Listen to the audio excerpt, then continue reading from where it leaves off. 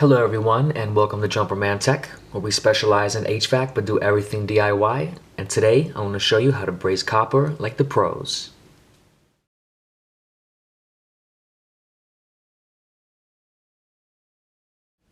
Thank you to everyone tuning into Jumperman Tech, and today's video will be straightforward, but to give you all a quick background, we're going to begin our lesson with what is brazing.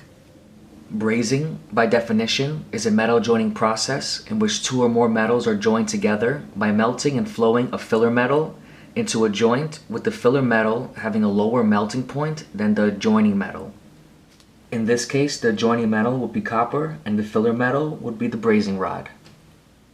Brazing is a common technique used in the HVAC industry as it creates a gas-tight seal for refrigerant tubing and can withstand high temperature and high pressure conditions. For small joints under 1 inch, an appropriate torch tip and MAP gas is possible, but in the industry we use acetylene. This is an MC tank containing acetylene, and this is the smallest available size on the market. Acetylene is often used with other gases such as oxygen or nitrogen depending on the application, but today we will be using only acetylene as this method is most commonly used. To begin our demonstration, we're going to start by cutting our pipe down to size.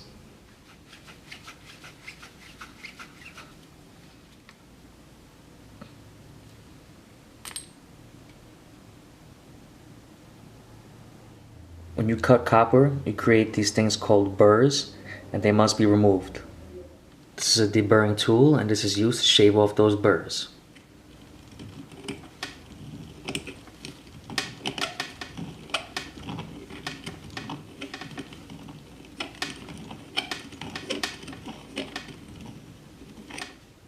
Next, we can sand down the outside of our pipes and the inside of our fittings with the abrasive material of your choice.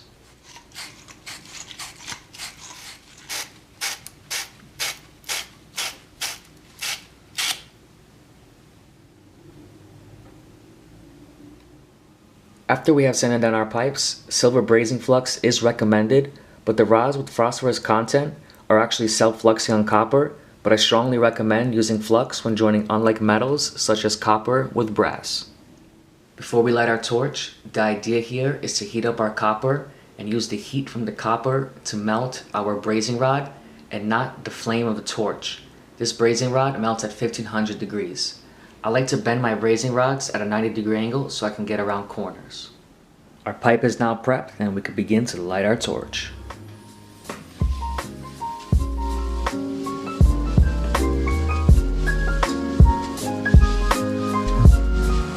Alright, let's light it up.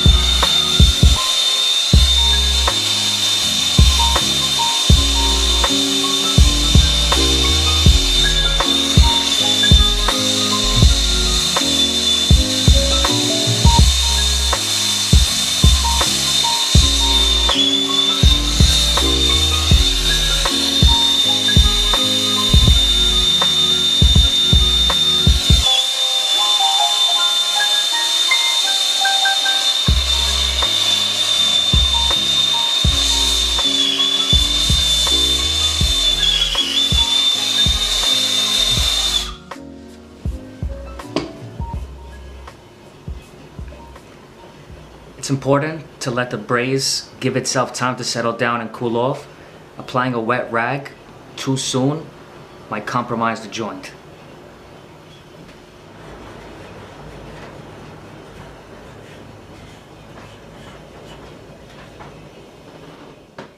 Be sure to inspect your joint all around to make sure there's no holes or gaps.